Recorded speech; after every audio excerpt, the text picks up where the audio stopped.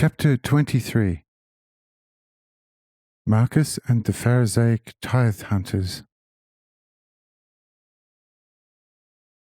Simultaneously, we nevertheless noticed several Pharisees leaving Caesarea Philippi, and busily heading for Marcus's humble hut. Said Matthew, the young tax collector from Sabara, who once thoroughly lampooned the Pharisees on the occasion when at Sabara one sick was lowered down to me through the thick crowd, "This brood must have found out about your stay here. But by whom? Unless Marcus's sons, who drove fish to the city twice, gave us away." Says old Marcus, "Could well be, because notwithstanding my sons being normally well behaved, they are chatterers, which has already caused them to stir up diverse troubles. But I am going over to ask them." Say I, "Stay, because neither your sons nor anyone in this district has betrayed me, but they have come to you solely on account of the fish. They want a present of about 100 fish, of which they had seen some in the city but did not buy.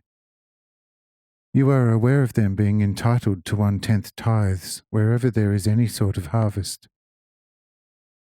But such large catch is also like an abundant harvest, and they deem themselves entitled to demand the tithe therefrom. Hence go down and give them 100 fish, and they shall praise you and quietly depart home with the fish." Says Marcus, "But how shall they be able to move 100 fish?" Say I, "Don't let that trouble you. It shall be their concern. Just take a look. They are much closer, and you shall see a beast of burden trotting among them, whose back is provided with means for transporting fish."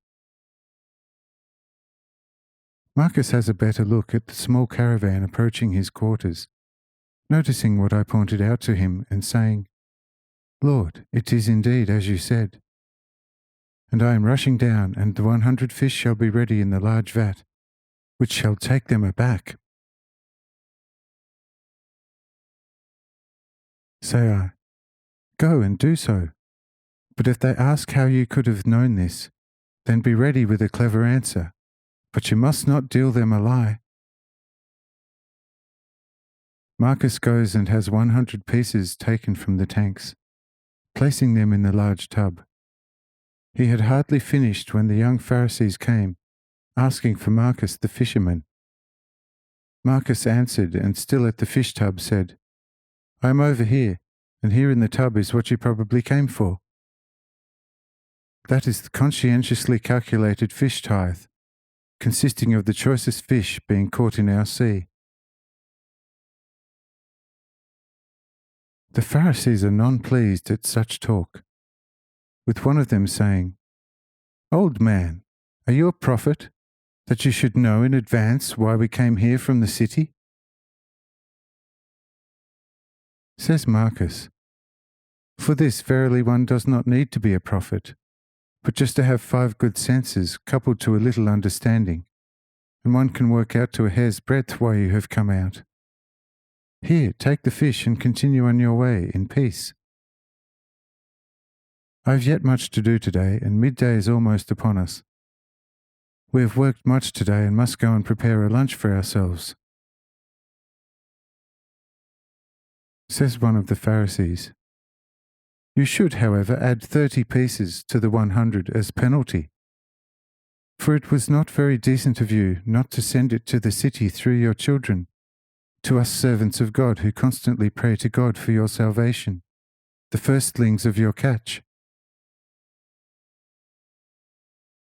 Says Marcus, Here, not 30, but 40 pieces added. And now ask for your contentment, and that you would leave me." Say the Pharisees, "We are empowered by God to come and go as we please. Load the fish into the vats we brought. We then intended at once to continue our journey.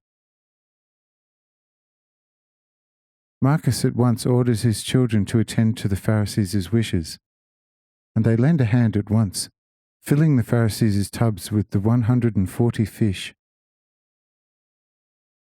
When it was done, Marcus said, "Now all you have requested is done. Are you satisfied?" Says one Pharisee of quite cheeky appearance. "No, and another 100 times no. Because you talk to us as to for you tiresome worldlings, forgetting that we are servants of the Almighty God, who can ruin you with one breath. Your spiteful behaviour towards us, therefore, shall be avenged not only with the 140 fish, but by the confiscation of all your possessions."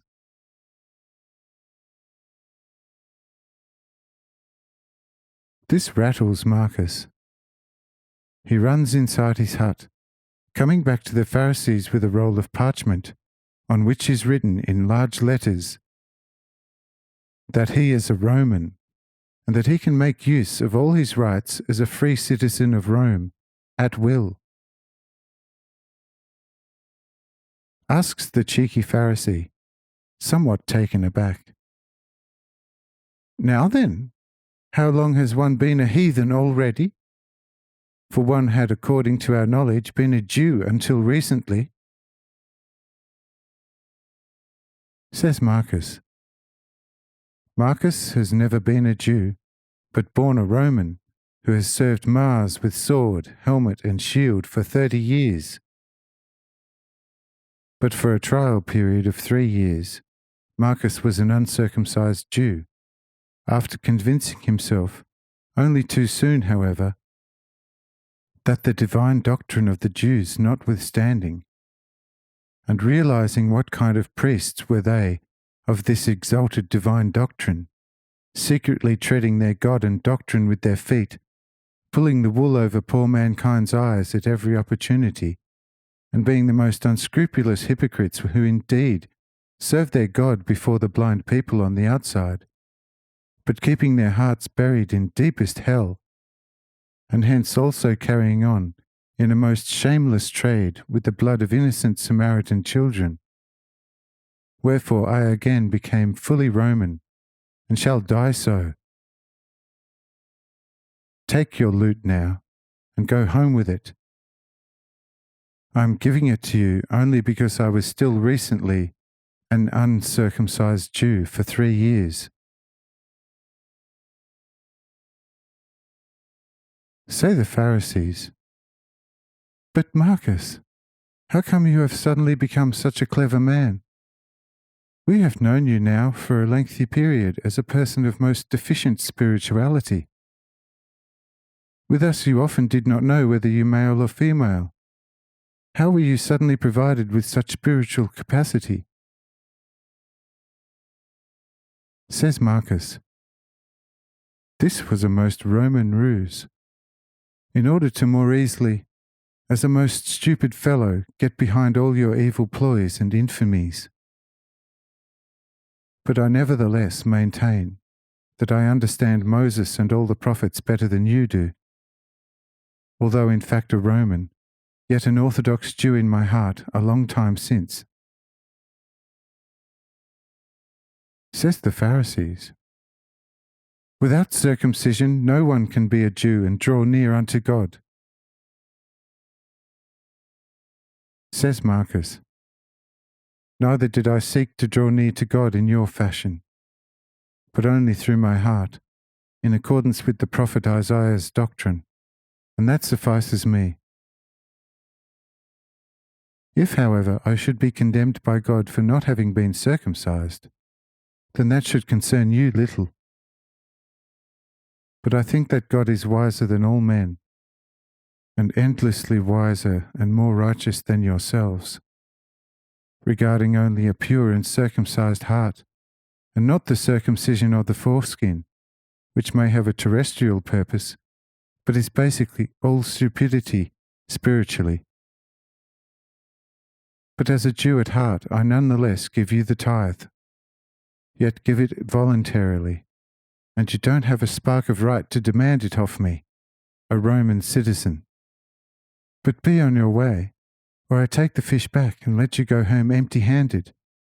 Do you get me?"